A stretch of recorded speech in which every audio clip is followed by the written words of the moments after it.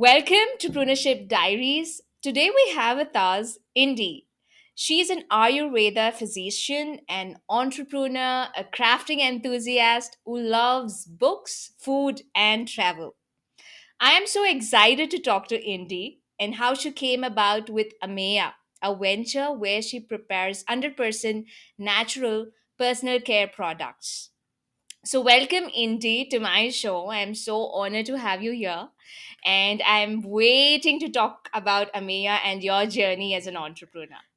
Thank you, Shweta. Thank you for having me, and I'm looking forward to talking to you as well. Let's see. Great, that's wonderful. Yeah, Uh, yeah. so, without further ado, let's get started. Sure. Okay, I'm just gonna go a bit back to your past. Okay. So what triggered you to take up Ayurveda as a career choice? Um, See, I had like couple of options, which after 12th, what to do next, kind of a thing. So one Yes. of it, I mean, not one of it, actually three of it, which we shortlisted that I would like to do. Uh-huh. One of it was to become a doctor, and so it was like a 12th standard, and I mean, anyways, after 10th, I'd made the choice that I was going to get into a science platform. So that choice was made in the 10th standard. But Right. then during the 12th, and this entrance examinations were coming up. So what do you want to attend? Do you want to attend this, that kind of talk was going on. Right. So we came down to these three things which I would like to do, Uh-huh. plan ABC kind of stuff. Okay. So one of it was to become a doctor, Right. and then there was another one was international relations, and then another one was studying language, Uh-huh. kind of thing, and maybe getting into IAS examinations of kind of stuff like that. Right. Right. So we took up that phrase doctor, and then my father was asking me like, okay, what branch are you going to do? And then I was like, I don't want dentistry, I don't want homeo, I don't want MBBS. Okay, what is okay?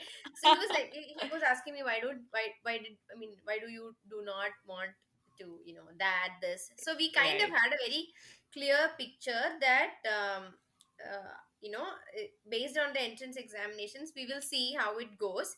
So if Right. my father was, and I was pretty, I was very sure. I mean, I should say that I was not going to get into MBBS, and I would only go for Ayurveda. Ah. Oh, So my okay. father was like, "No, you could get MBBS seat also. You never know." So I said, "No, no, no. I am pretty sure that I will not get through in that first 500.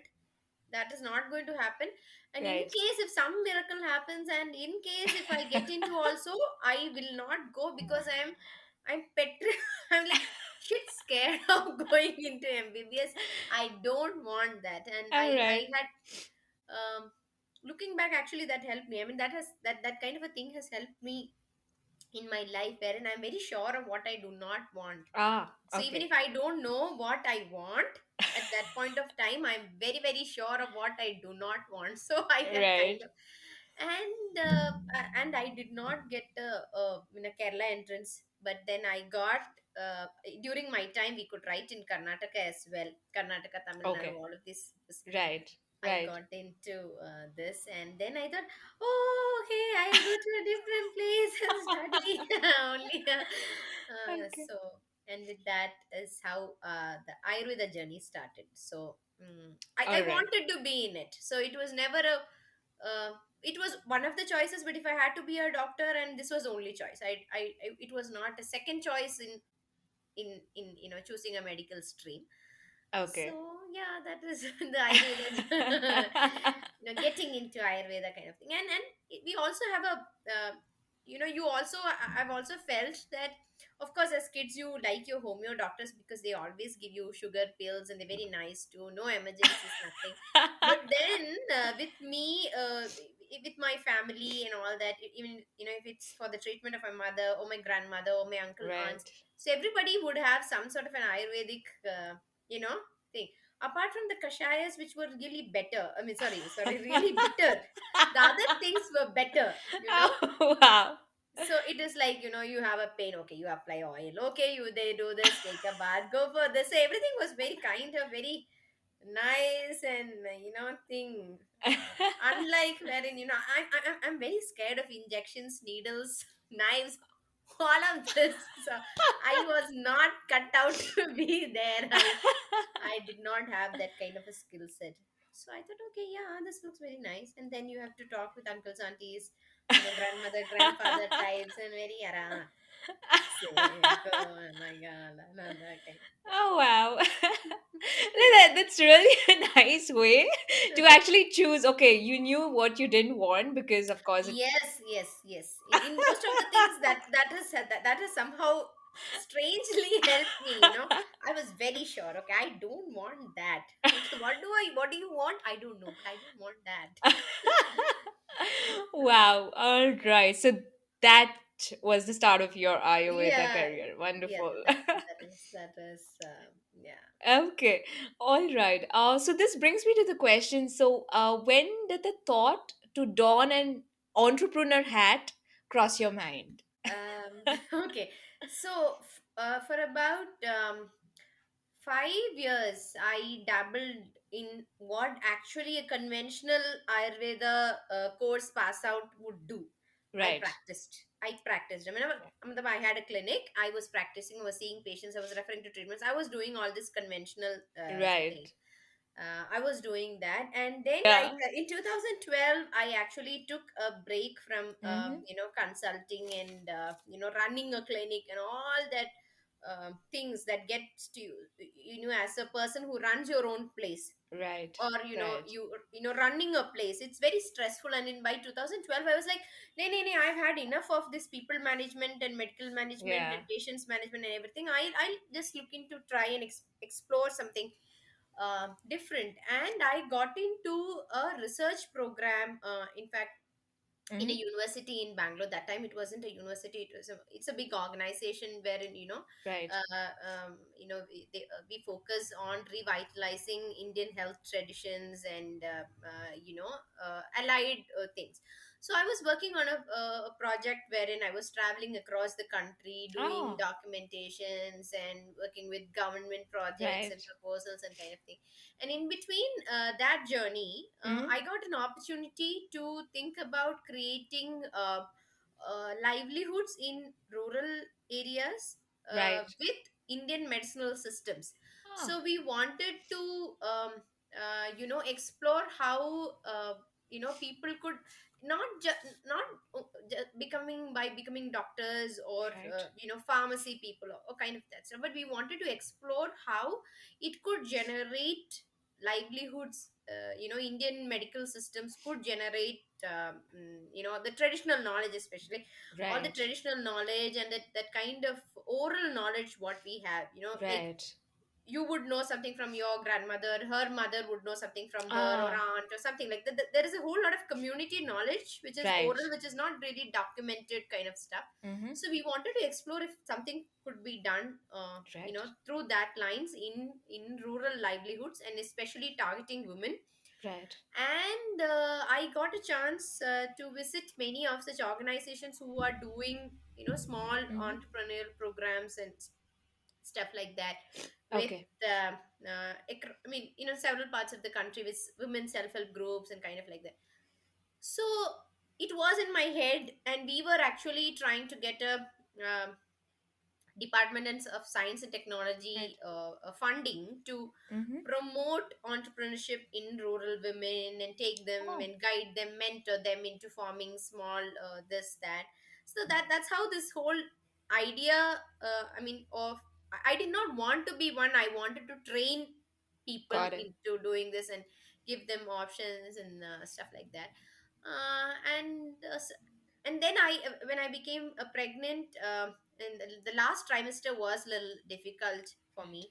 Mm-hmm. There was some complications, so I thought, Mm-hmm. okay, those months were tough, and then I was going to take a 6 months break from the university thing. So and then the break happened, and then it was like the situations turned out like both of us were the only caretakers for the child, and then traveling across, outside the city for work was Right. suddenly, because both of us work outside the city limits, so it wasn't Right. a very convenient option then.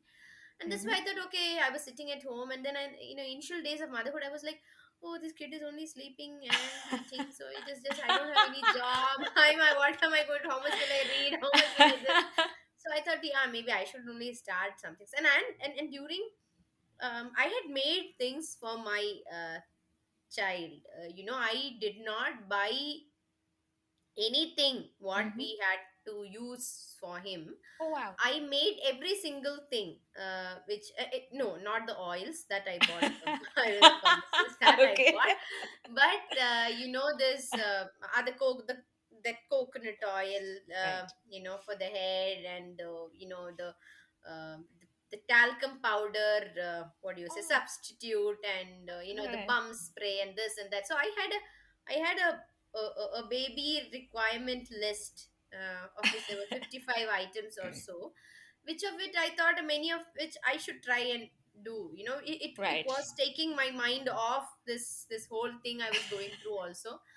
And then that it clicked me that maybe I should do this, just as it is, because most of these things were not available in the market. Okay. So, you know, those were things that I required, which were not available in the market as they Mm-hmm. were, or as in the way I would want to. Right. So I was like, I should make it. And yeah, so that's how this. Wow, I mean, that's so interesting. I mean, well, of course, you saw a need because, as you mentioned, that uh, you wanted a few products, but you didn't find it anywhere. So I think also the Yeah, right, because yeah, see, some of these products are not available in India also. That is ah, another story.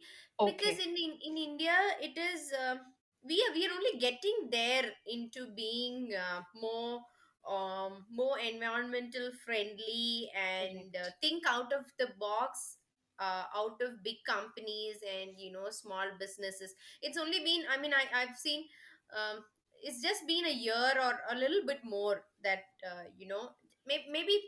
maybe 2.5 years, maybe, hmm, is when you have started recognizing local brands, and local small correct, businesses especially, run out of homes, and yes, small spaces, especially after the lockdown. That yeah, is when we've been, we paid attention. They've always been there, but apart from homemade food, I don't think we were actually looking into any other kind of, that such small businesses. So that was also one thing, to do something on a small scale, not with a factory and right, having a lot of staff around kind of thing. And there yes, wasn't there was no person who would customize something, whom I knew, right, there would have been people, but I was not privy to those people who would do. So if there was something, like if you want no fragrance soap, yeah, it was not there.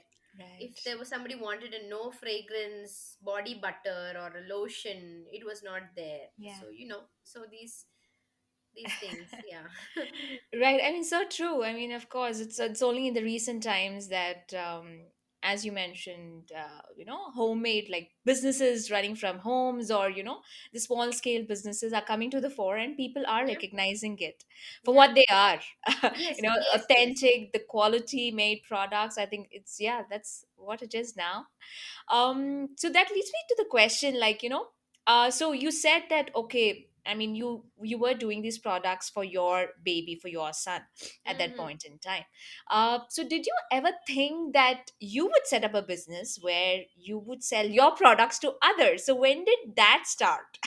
So, you see, this making products for others started with my clinical practice time. Because Okay. again, there would be something that you would make, something like a face pack for somebody, or or some sort of a, crack, food crack cream to Hmm, relieve hmm. that, or small things that you would do as a. And at that is a time when the soap making actually came into picture as well, because we were looking out Right. for herbal soaps, and soaps with Hmm. herbal. And that time there wasn't much in the market apart from Chandrika and Medimix, and like a few other stuff, but they were Right. not really very specific, things Mm. that we wanted, kind of. So I was making things for people, for my patients, of course. Right. So that part of the thing was there, Okay. that with the clinical practice ka thing happening. And and then it also occurred to me that there are some of the times things that you want people to apply, like I want a patient to apply this oil like every day, but it is not really practically possible for a person who's working, or even if it's a housewife, to always, if you're a hands-on mother or somebody, Right. anybody for that matter, it is not very, what do you say, our current lifestyle friendly. So Yeah. that is how you look into this and you look into that, and Correct. so that is when I thought that even when we were developing this entrepreneurship program also, I thought that there are limitations to these kind of things. So if these women can make them, we can Right. find a small, but that might not be a big market, but we could find some people who would be buyers. Ah, all Because right. from my own clinical experience, I knew that people wanted, there was Mm, nothing mm. available, and there were Right. takers. These were not like big market research things, but there were very few takers, but there was a need. Meat. Yes. All Yeah. right. Okay, so coming with your venture, so I want to first know, so what is with the name Ameya? Okay. And I want to know, like, what were the challenges in terms of business that you have faced while, setting up Ameya, making it on a forum, like where you used to sell your products. So how did this all come together? Yeah, so you see, when I started out, Mm-hmm. because I was doing it on a clinical thing of mode, there wasn't much challenges because I was meeting the people. They were asking me to make things. I was making them, so it was all going pretty okay. Right, Only when I actually started out to branch it to other people through a platform wherein it was not just the clinical thing. right. So that is when a whole lot of challenges actually opened up Mm-hmm. about having a page. Okay, how are you going to reach these people? Okay, so what platform? There has to be a page. The page has to have a name, and it has to have a logo, or the things. And so that's how we came up to this name. I like the name, which is like Amaya means boundless, like vast. Okay. So it was like, and then at that time I was also feeling like, yeah, everything is very vast. I have so much to explore. Everything is very vast, so it kind of very gelled with the idea, the word, Right. and what we were trying to do, and things like that. And i Wow. was i was out to explore also. So I was not going to limit myself to just making herbal products. So I was going out to it was a conscious decision to learn more and try make more, and reach try out different things other Yes. than the just the typical what I was doing, like herbal powders or herbal stuff. Right. So this name kind of gelled with the idea. And when we put out a page and actually started making, because we wanted to have something ready to show people also, right? Because those kind of things. That is when I actually started facing the real challenges Yeah. of getting raw materials beyond the herbal side and other stuff. Mm-hmm. So you see, there is for any small maker, one of the thing is to get, we cannot, especially for somebody who's working from a very small space or from home, we cannot afford to buy bulk quantity ingredients and store it. Yes. Yeah. So the biggest challenge I faced at that time was to get even you know um, uh, price friendly, affordable ingredients in small quantities. So like you would find supplies, and there was no guiding point, or there was no when I started out, there wasn't even this much of suppliers whom I was aware of, who were selling to small makers. Mm. So everything had to go through India Mart and search people and all that. So and all of them would are they're all like bulk suppliers. So they would have like 25 kg का packing है, मतलब Ah, 50 5 litre का है, 10 litre का है, kind of thing. So which would not be affordable to somebody like me. So Right. one is because I'm starting out, I don't know. And and then I was trying to work in a space where I was making something very specific and fresh for people who were asking. So I also, it was not that one single product where I could buy like matlab 50 liters ka olive oil ka ek bada dabba, I buy Right. and keep and things like that. So it Mm-hmm. was very very scary, very challenging, and very worrisome to get the ingredients. Mm-hmm. Okay. In for like about 3 years, it was very, very limited. I wouldn't even share the kind of things that I would make. So Okay. in between, when I would be making things for people, like somebody, so I had something to use as a, wiping liquid for the kids after they use the, diaper, or a diaper rash cream, or many of those things which were, which I was making for people. I couldn't speak about it or say or share it to people even on the page that I'm making it, because I did not have the ingredients to make more if people asked. So Right. this was like for a friend or somebody whom you've contacted you and say, okay, a small quantity I've made, but if five people more ask me, I don't have the ingredients, Ah, because these were got it. all retail purchases that I would buy. I did not have bulk ingredients, and Mm-hmm. I couldn't also buy bulk ingredients. So I'm that in between category. I'm not a DIY person who's doing in the house. Right. I've gone up, and I'm not a bulk maker, a factory person who has loads of stuff. So the finding that ingredients, finding sustainable packaging options, they all are a big challenge. They remain a challenge even now, but it is Mm-hmm. much better than from where I started out. But it still remains a challenge. All Uh, right. and another challenge also, which seems to be going easy, is also the opportunities to learn the actual thing, the science. Right. So even when you introduced me, you said like 100 percentage natural. So that word natural has got a plethora of meanings, Right. Yeah. so people associate it with anything which has come out of herbs, Mm. plant.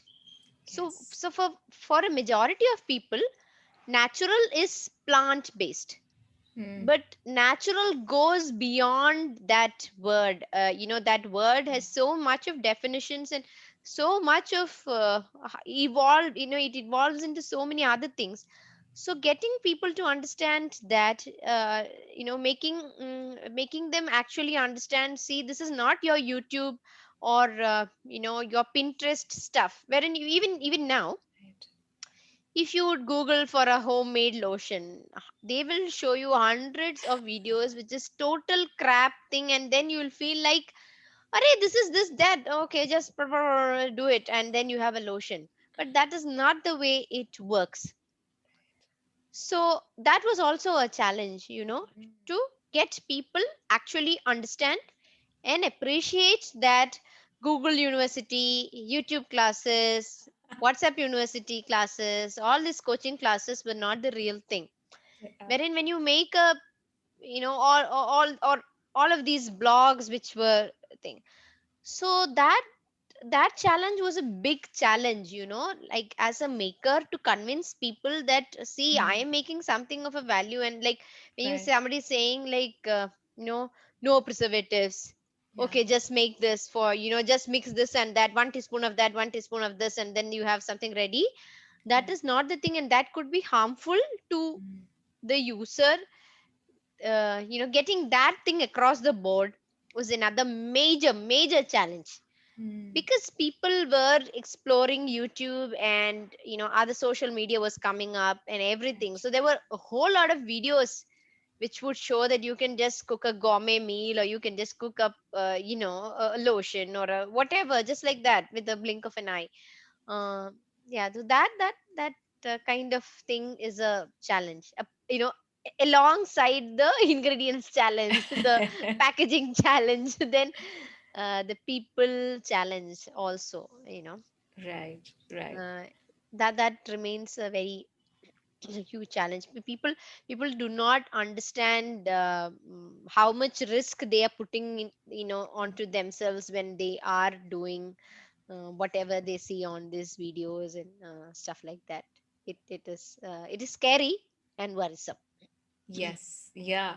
Well, my next question is, I mean, before we move on and talk about your set of products and what you offer, before that, I want to ask about, just as what you mentioned right now, that of course people just look into YouTube videos and just the content out there and think, okay, we can just do it at home and yes, it's done. So I want to know, what is your perspective on all the commercial products out there, I mean, which use, I'm talking about soaps, shampoos, which use that, sulfates and whatnots, the, the chemicals and all of that. So Yes. So um yeah, I just want to know your perspective on that. And I mean, the I fact that sorry, I just no, want, no. I just want to say that.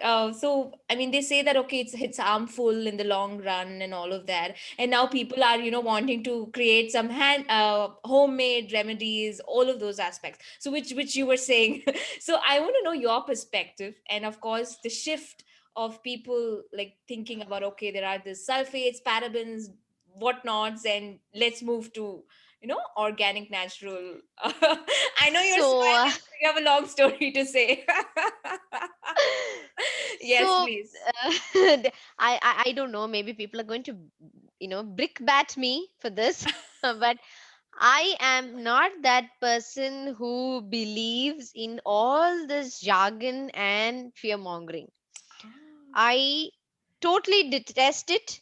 I am myself as a person. I can see through this, mm, and I don't think it is any company, even if it is a very acclaimed international business or a national business, or a home maker, home based maker like me, or anybody for that matter, yes. is out to actually make harmful, disastrous products and kill people. Nobody nobody is actually coming into a business with that kind of a motive. Right. So I don't believe in this kind of fear mongering. Mm-hmm. And to go back a little is also, see, Shweta, it is all about balance. So if there is Mm-hmm. something that Ayurveda has taught me, and which has applied onto my personal life, and on many things where I'm into my making products or seeing life, or about the whole picture, it is that it is about balance. Right. So there is no black and white. It is a Mm-hmm. whole spectrum of colors and incidents and everything, that you have to actually find your balance, and do the best. It is Yes. not about all commercial soaps are bad, all Mm. commercial shampoos are bad. No, these companies are putting millions and billions of money into this, to do market research and product research and safety things and all that. Right. So it is not that any company is selling bad products. Yeah. The thing is, it is a vicious cycle. So it Mm. is like, we as a consumer has been changing, Right. and the a commercial business has been feeding onto the requirements which we were putting across. So Mm-hmm. just as I made something for me, or I started into this because I wanted something particular, Right. companies also were making products which, and making changes onto them or their functionalities and stuff like that, Mm. because the consumers wanted it that way. Okay, and the businesses were suddenly going global. Yeah. You see, when I was a kid, to get a Kame soap, or a Yardley talcum powder, Right. would be to get somebody bring it who was traveling. Yes. Yes. Okay, so now you get that Kame soap and Yardley in your local store. Yeah. So that means the product which was made in England is come out into a different weather condition, have to have a shelf life. People's expectations are more. People, find it, and there are a lot of things that change, to demography and stuff like that. So your product has to now stay. There has to be no contamination. That has to be safe. So companies have to put in, The no, effort. Yeah. effort. Yes. So I, when I give my products, I say, see, this is going to be there for 3 months, or some I say 6 months. Correct. But you can buy a commercial product, off the counter lotion or a shampoo or anything, which will easily happily stay with no problem whatsoever, with, you know for easily for 1 year or 2 years, 3 years, whatever, whatever the manufacturer has specified. Mm-hmm.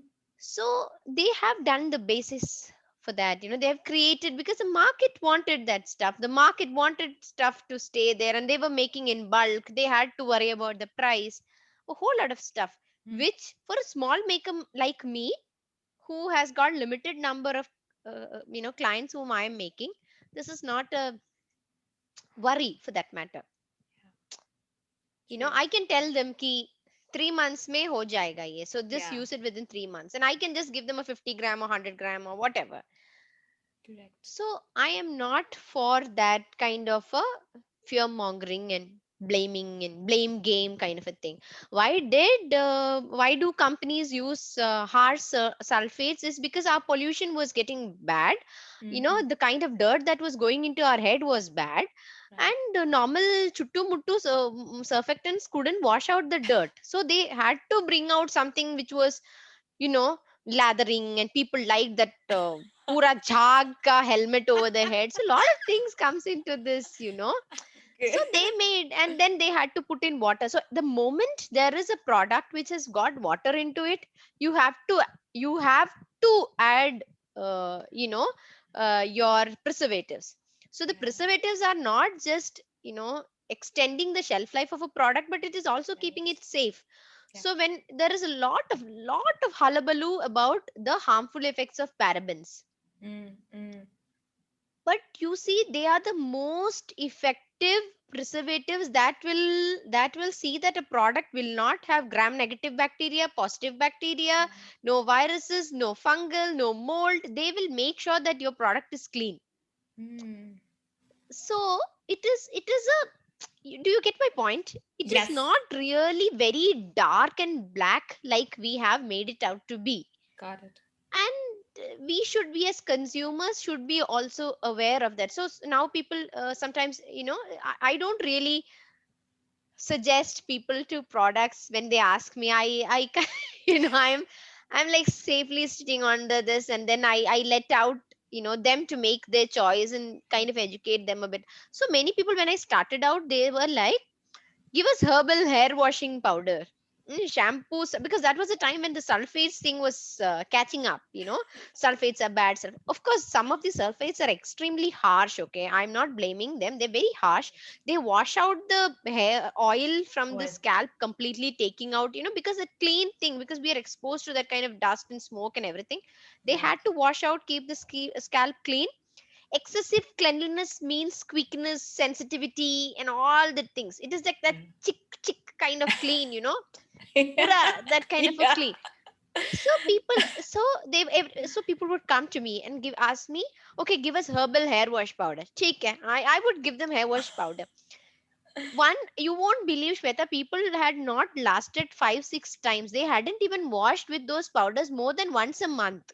Oh. It is a guilt, because they wanted to adopt this regimen. They've tried it, it is not working. Then they would chup chup ke go buy that Shampoo. whatever shampoo, and worst, they will buy a herbal shampoo to come out of that guilt. Okay, because herbal powder to nahi work kiya na, to at least herbal shampoo se kaam chala lenge, to come out of that guilt.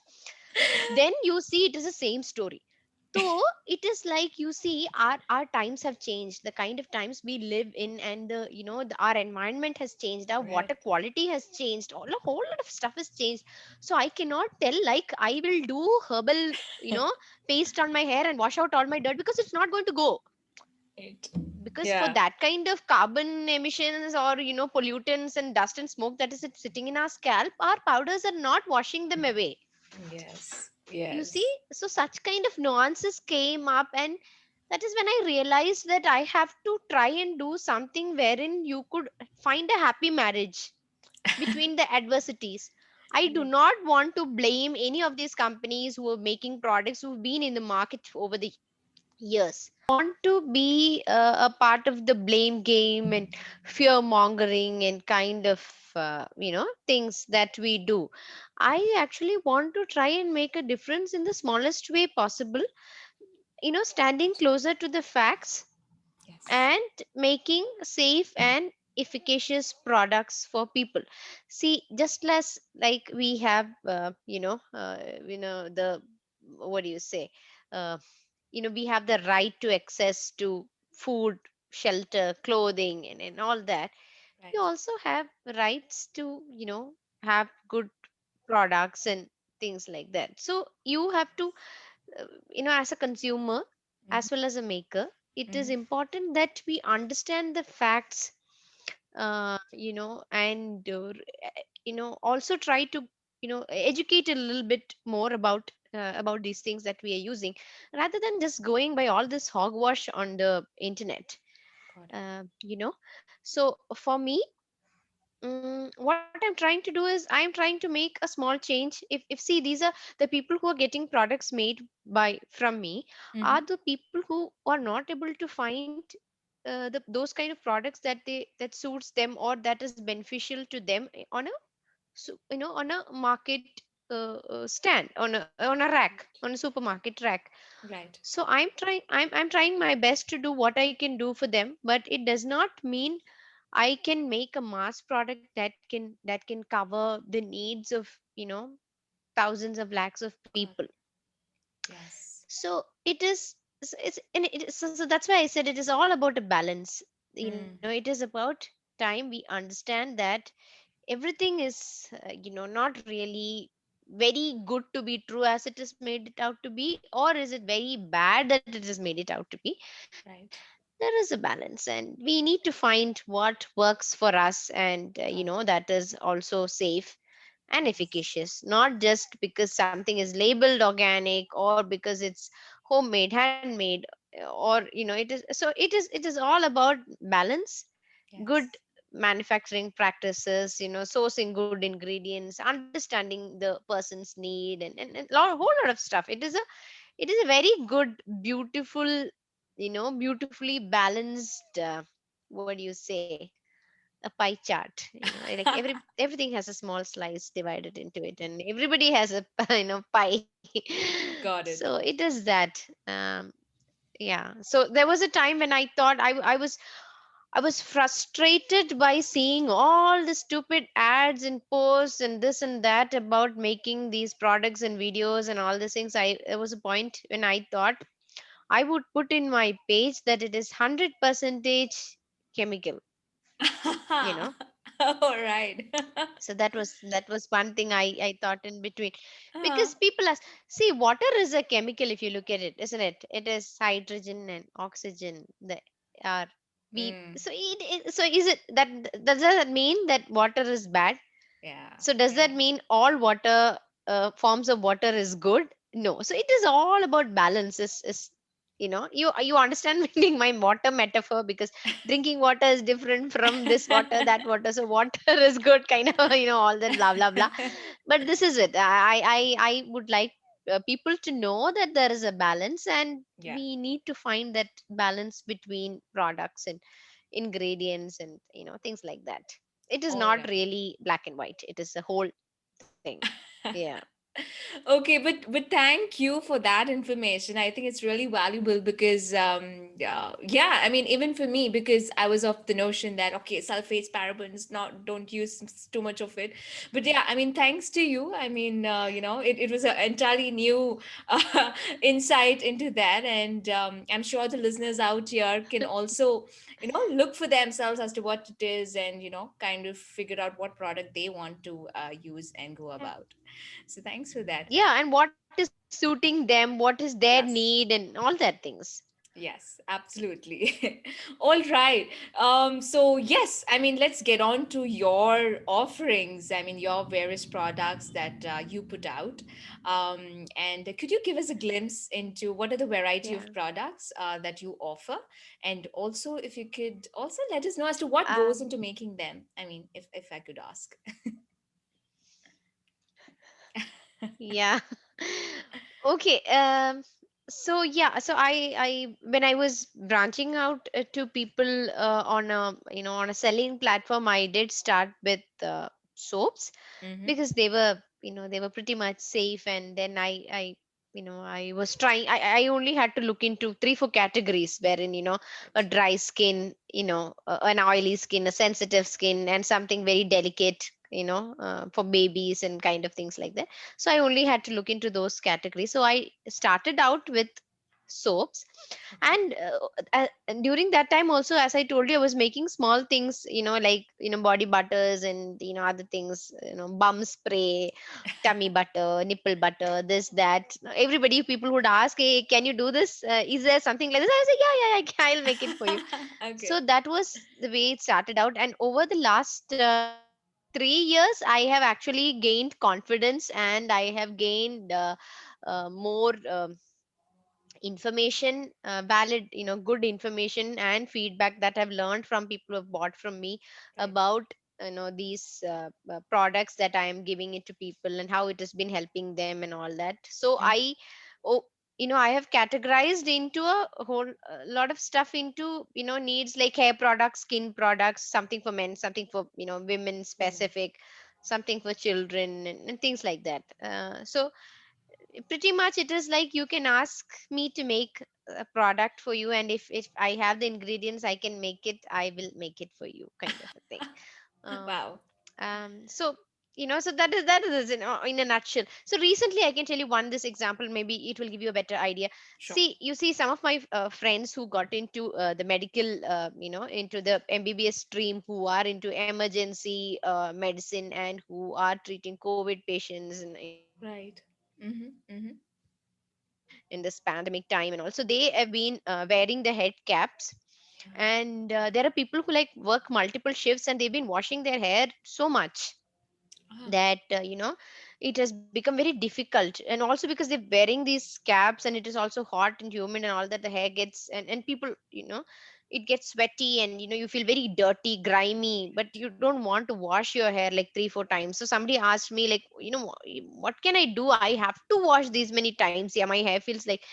So I made a small 25 ml of scalp refresher kind of a thing, which is like little aloe vera, and the little proteins and some vitamins and all that into a spray kind of thing. Which right. she could just spray, comb the hair, and it will feel like, Wow. you don't have to again go and shampoo wash kind of a thing. So these are the kind of things that comes up, because there is a sort of background, I mean, solid information that I have, I have trying I mean, I've been trying the best to understand the science and get a hold of how products work, what how ingredients work and all. Mm-hmm. That information and knowledge has given me the, the confidence to make something for somebody when there is a need. Right. It might not be a mass product, but the benefit is that I can make one small bottle for you, Yes. just like that. So that is the kind of thing I work on. It is not really a, I found it very difficult to catalog, ki what I make, because I made this, I made that. I know. But this is the overall, like something for the skin, something for the hair, and something like in this broad category, I can make on and off things, which you might want also. Wow. So yeah, All right. basically it's skin and hair care, personal care products kind of thing. Yeah. Okay. So you have a niche, of course. It's the skin and hair and the products. It could be anything. Wonderful. That's Yes, really yes, that could be anything. You just ask me if I can make it for you, I will make it for you. wow, amazing. you know. All right. uh, Yeah, so that leads me to the question. So how does it happen? Like, of course, okay. Say for example, I ask something related to probably hair. So then, what is the time period that you take, and is it all by yourself, or do you have a team? And what about the raw materials? How does this all come together? I mean, if you could just tell us how this works. I mean, I'm talking with respect to a business perspective. Like, Shweta. So, see, say for a shampoo bar, something like, a shampoo bar. mm-hmm, For me to make it and then it be ready for use, harden up well, and all that, it kind of takes about 2 weeks. mm, Okay. and there is nobody helping me in making these products and formulating and stuff like that. So Uh-huh. I do all these things. I have help from my family to go to the post office, send it off. I mean, I have helped that kind of, transportation things, and I have multiplying formulas into more batches kind of thing, reducing into this. So Got I it. have help on that, because I am not very, let us be very frank about it, I'm no whiz in mathematics. How I got that 50 percentage is the biggest miracle between me and God, if there is one. So I'm not very good into mathematics. All So my, right. but my formulations are all basically 100 grams. 100 is my good number, so I make a formulation, and there are times when people would not want to buy a 100-gram shampoo bar because they're trying it out for the first time or something. So I have Got good it. help with my, math loving husband, who can actually downsize the formula for me to 50 grams or multiply it into, things like that. That Right. I have help. But otherwise, the formula, the making the formula, making them and all that, that is me. It is, yeah, it is a single Wow. person army that is going Wow. around doing all these things. Yeah, Oh, that's great. it's not easy, but then it is tough, but then there is a lot of, sometimes a big adrenaline rush kind of a thing, but big sense of achievement also. Oh Yeah. yes. Oh yes, totally. So you are the single woman army and the solopreneur running the business. Yeah, yeah, yeah. Because it works for me right now, because I am not some, I'm making for a very few number of people, no. Niche. Yes. And it makes sense that way, so. Yes, absolutely. Wonderful. Okay. So just want to say if a person wants to, set up 100% natural or organic, personal care products or business. So what advice would you give them? I mean, I don't know. I'm just leaving it. I mean, I don't know. I'm just leave it to you. What do you want to say to them? Is there any pointers or tips where they should be probably like at least have a acumen pertaining to Ayurveda, or it could be I'm not sure like what are the other organic products out there. But what would you like to say to them? I would say, see, it is good to come into any business with a kind of a, a vision and a mission, but it is also good to know the realities and actually get in and get knowledge about it. Yes. So, you know, I think that is very key, especially if you're a solo, a small entrepreneur who are trying to dabble in something.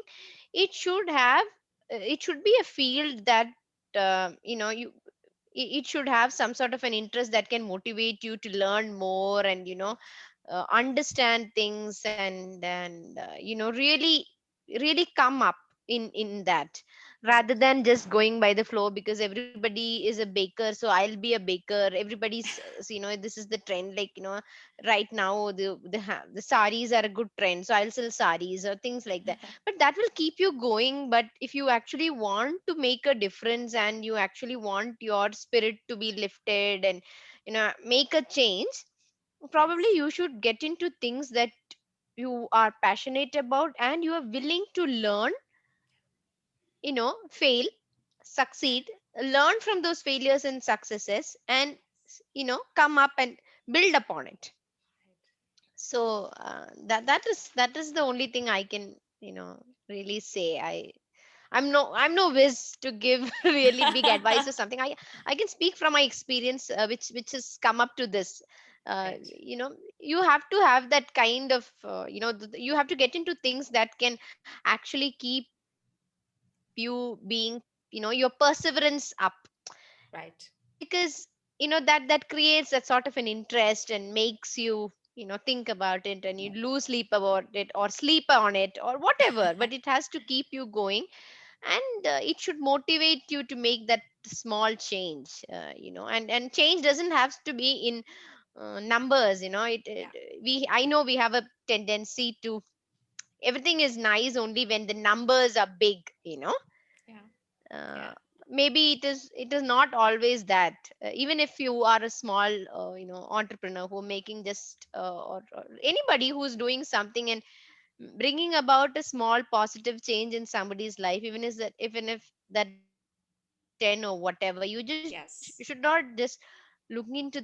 But I mean, the numbers are Important. important. Yeah. I'm not saying they're not, but it is again coming back to the same thing. It's a balance.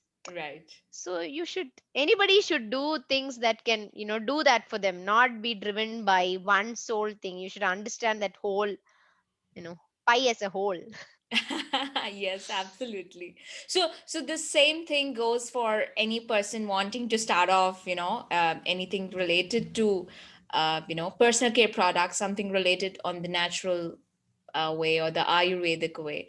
So, Yeah, see, natural products or Ayurvedic products, whatever anybody wants to do, any field, anything anybody wants to do, I think the first thing is to have that kind of a passion and motivation and the yes, interest to keep learning and building upon that. That is the key. There is nothing right. uh, more that I can say. I just know this. All right, perfect. Okay. So what are your future plans with Ameya? Like, do you want to scale or do you want to put in another variety or another category? So what is it going to be? um So something I don't know if I'm going to scale up. I don't know. Mhm. I'm not very sure about it. I Right, think Ameya will, for some foreseeable time, will be a small business, because I right. think in the times we are in, it makes sense to have many small businesses than those big monopoly kind of, or big scaled up and all those kind of things. I think Yes, there has to be many small businesses doing, many people doing small things that makes that can add up to the changes. true. So I don't know about scaling up. I don't really see scaling up for another. I don't know. I don't want to predict. I just want to be fluid and go with the flow. But yes, Okay. definitely making new products. That is very interesting, challenging, and it brings about a aha kind of a thing. The Trying out a eureka new moment. ingredient, trying out a new product. Yes, that is my high. So that is definitely there. So I'm actually looking forward to people coming and asking me things. Can you do this? Can you do that? And I'm like, oh yes, I'll try. So that is what I'm looking forward in Ame. I am not sure about scaling up, but doing this, trying out more stuff, exploring and learning more. That is what I'm looking up at. That is my plan.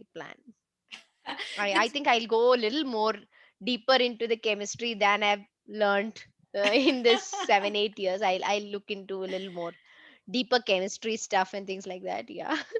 Yes, I mean, yes, totally resonate with you. I think, whether a solopreneur and or an entrepreneur, I think one thing remains constant is we always need to learn and figure out, okay, what is it that the customers are wanting and try to, Totally. put it across to them. So yeah, that's Totally. what it is, and that's where we get our eye. So yes. Yeah. All right. Okay. So I want to talk about the current times, the past 1.5 years. I mean, considering the pandemic. So how has it affected your work or business? I mean, it could be in a positive way or a negative way. So what do you want to share about this? Um. So you see, when it started out, we Mm-hmm. did not expect, and we still don't know the kind of impacts this was having, and things like that. So when it started out, and then it was slowly unveiling itself during the lockdown, and something what actually reinforced upon me is my commitment to making things that are environmental friendly, which are sustainable, and which will not do much damage from than it is already been done. So I might not be in a position to, um, change, reduce the global temperature by 1 degree, or I'm not that kind of a thing, but I want to make small impacts that I can do from my side. So I mean, like, so I don't actually make things which are on, which has to be packaged on single use plastic. Right. And sometimes, there have been times when I've given in, and I've made that one thing for a person, in Mm, one bottle kind of a thing. right. The pandemic, what it has made me realize, one important thing is that I have to be more. Earlier, I would have also have the doubt, okay, because I would feel like I'm probably making it out very a classic, very classy or very segmented kind of a thing. I had the doubt, where Mm-hmm. I'm only, doing it for some sort of people, certain section of the people who who appreciate that kind of thing, or was I being, non-inclusive? I had that kind of doubts. But with what pandemic has taught me is that I have to be fully committed to this, what I'm doing, Yes. and I have to be, these has to be my torchlight points. Being creating earth friendly products, they have to be sustainable, they have to be safe and efficacious. I am that commitment is reinforced. The pandemic has made me more committed to the cause than it was earlier. Mm-hmm. That definitely has been the case. All right. Hmm. And after a period, after the lockdown period was little tough, and that was the time when you were also introspecting, and you were seeing news, and I was also understanding the kind of privileges that I have, and the whole lot of introspection thing. Yes. It has also, uh, what you say, it has made me understand that we all have to do small things and do not expect somebody else to do it for us. So it is entirely up to us. So keep yourself, educated and aware, and do things what you can. These are my biggest learnings, All one of the right. biggest learnings from the pandemic, with the business part. All right, perfect. Thank you. All right. Oh, well, of course, I mean, just an extension to the pandemic. I mean, we all know that well-being is of utmost importance for all of us. So I want to know, what is Yeah. your Yes, well-being yes. routine like? so so I took a bit of time to figure it out during the pandemic time. Let me be very frank with you. Earlier we Okay. had a routine, like, we would go out, you would have that watch, and count your steps, and do this, do that. No, no, what do you say, do things about eating this, eating that, and you could make that choice. But when the pandemic and the lockdown happened, it also made us aware of a lot of things that were easily available, that was taken for granted even Yes. unknowingly. Yes. And the physical and mental well-being of that part was a, that another thing. Earlier we would do it, I mean, like, the yoga you would do, you would walk, one would do meditation, and one would all that. But the pandemic and the lockdown inside the home made Right. it an extra struggle to actually come back to this basics, to be even be able to move your hand for one surya namaskar would take so much of effort, because your mind was not into it. Even if you Yes. want to meditate, put on calm, or sit for like 5 minutes meditation, we did not have the luxury to do it, because it Yes. was a time of losing people and anxiety and stress and a whole lot of mental emotions. The mental health has though flown out of the window kind of a thing. It was only by September, to be very very frank with you, that I actually caught myself in the a kind of a thing situation wherein I thought, okay, yes, I have these has things to be there, and I need to get hold of it. And I tried out something, doing some very conscious and highly effort needing effort to work out, and then pray a bit, meditate a little bit, focus, read, and all, keeping away, prioritizing things, that what kind of information do you need in your life, and Right. what you can just leave it out, and cutting out all those unwanted things, and focusing on, it gave me a very new perspective. And looking at Ameya as a product line, as a, it was my world, window to the world. I Yes. was also talking to people, understanding what their needs are and all that. So, it gave me a lot of focus to look into myself, to look into the things I've been doing with, consultations or making products with Ameya, or, to dealing with the patients, and whole lot of thing. It gave me a whole lot of new perspective on wellness, and this, with it is coming back to that again, that balance thing of the physical, mental, social, spiritual well-being, all of it. We need Yes. all of it. Absolutely. It is a thali. We need everything in small bits and Right. pieces. That has been my wellness mantra. It is a thali. We need everything. Well, so beautifully put out that, yes, we need the tally of all the four things: the physical, mental, emotional, and spiritual. Yeah, yeah. Yes.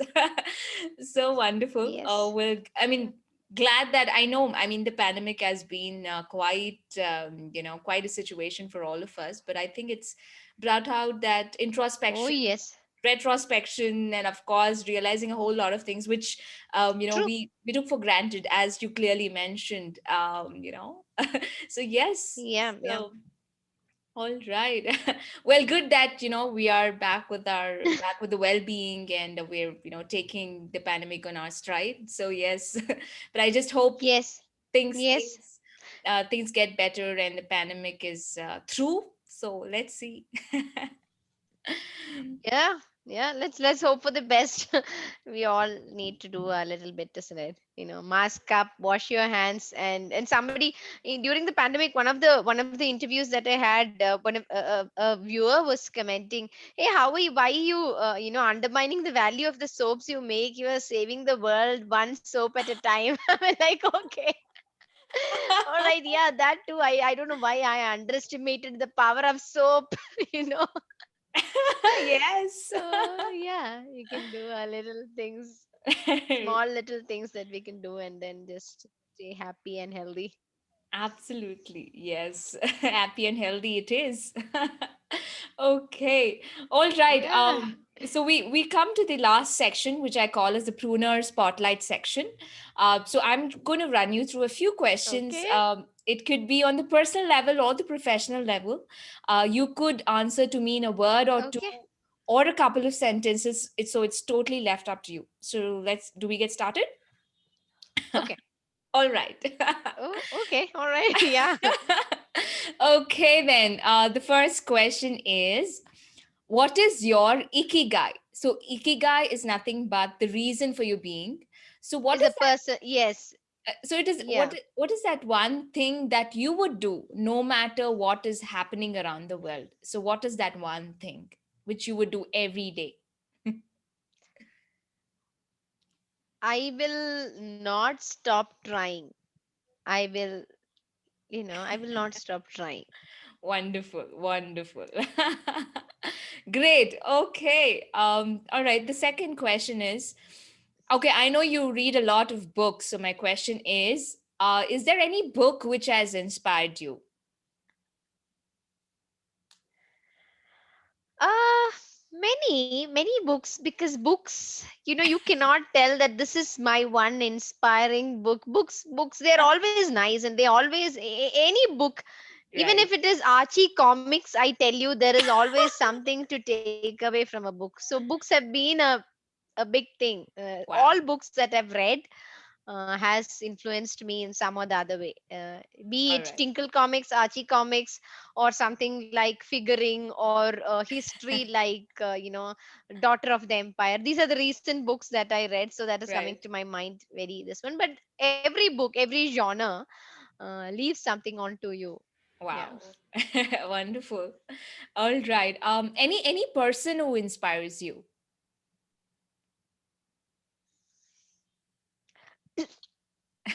Okay. Sorry, now it's my turn to cough. Mm. I find Michelle Obama highly inspiring, highly inspiring. I mean, that woman is like, she inspires me a lot. Yeah. Mm-hmm. All right. She's Wonderful. one person whom I can say from the recent times, and the queen. I should not miss her also. I have recently I mean, started appreciating that kind of a people from that era more. Right. Okay. So I kind of have a renewed respect also. She's inspiring as well in her own ways. Yeah. All right. Okay. All right. Moving on to the third question. Hypothetically, if you turn out to be the richest person in the Mm-hmm. world tomorrow, what would you like to do? Mm-hmm. Or would you continue to do what you're already doing? I I do have a option of both, because I would definitely continue what I'm doing, but I would also like to have my private jet and probably go out and stay in a Why? good, have a vacation and come back. I know I want to definitely go on a trip. If that is the richest person I'm going to be, I would rather use that jet and then just set off. Wonderful. So, best of both worlds out there. Doing what you want to do, and Yeah, of yeah, course, yeah. and of Go course, for that making. vacation. Go, yeah, go for that vacation and come back and do this also. All set, fine. Perfect. All right.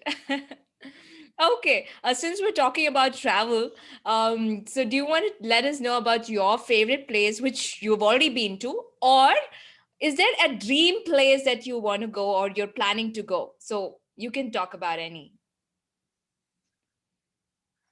Um, I would actually like to go to Paris. Mhm. Right. Uh, yeah, Why? Paris would be somewhere I would like to go. I want desserts. I want to try desserts and just walk around, wear flowery dresses, and and say silver play or something like that. And I had dabbled with French in my school times, so only speak little French and try being like the la type of joie de vivre kind of a feel, and then just spend Right. some time, eat desserts, and come back. Yeah. Wonderful. Quite I interesting. don't mind, but say I don't mind going to Italy also. I don't mind going to Italy also. Or even Bombay for that matter. Yeah, I have been wanting to go to Bombay for like 3 years now. And something or the other comes up and the trip gets cancelled. So I don't even mind going to Bombay, go to Chapati and have one cold pani puri. Yeah, take me anywhere actually with good food. Take me anywhere, I guess. And with the private jet, I'm sure you're going to go all the places in the world. Oh yes, that is the total funda of being the richest person, na. Matlab breakfast in have your breakfast in Paris, go to Italy for spaghetti lunch, and then come back for evening chaat to chapati, and then wind up for dinner in your bed, kind of a scene. Fully, matlab, what jet? I'll even get a magic carpet. Also is good. Wow. Just go. Oh wow, that's wonderful. Yeah, All right. yeah. Okay. Oh yeah, how did I miss that? Actually, I even if I become rich, if I become the richest person, also, I would definitely want to get a robot. Yeah, I want to get a robot who can do household chores. Wow. I want one. So these are the two things. Huh? If I become the richest person, I want to travel, go do all this hotshot travels, and come back, and then get a robot. Robot. Take two from me, okay? Super. All right. Very interesting. And yeah. All right. Okay. Last question. Ah, What is your definition okay. of success? Uh, Success. Being happy in what you are doing, being feeling content about it, that is success Right. to me. Yeah. Perfect. Perfect. Well said. So And yeah. yeah, great. Oh, okay. All right. What is one takeaway that you want to give the audience It could be any last few words, a tip, or a lesson to the pruners who want to start off a new business, or who are, who have started and been on this entrepreneurial journey and want to scale. So, what would you like to tell them from your experience as a solo pruner? Um, one key thing is invest in knowledge. Keep yourself updated and try to, learn more from both your successes and failures. Yeah, keep learning and keep growing. That is the takeaway I want to, give away. Wow, wonderful. So beautifully put out. Yes, keep learning and keep growing. Yeah. Great. Yeah. So Indy, how can one reach out to you, or how can one know about your products that you're putting out? Okay, so I have a page in Instagram, which is Ameya Natural, and then there is a page in the Facebook as well. Mm-hmm. So whatever is, ready made, like a batch of soaps or things like that, whichever is ready for you, it is put up in these pages. And if somebody has a request that they need to make, they can reach through the message handles of these profiles, or they can I put up the WhatsApp number.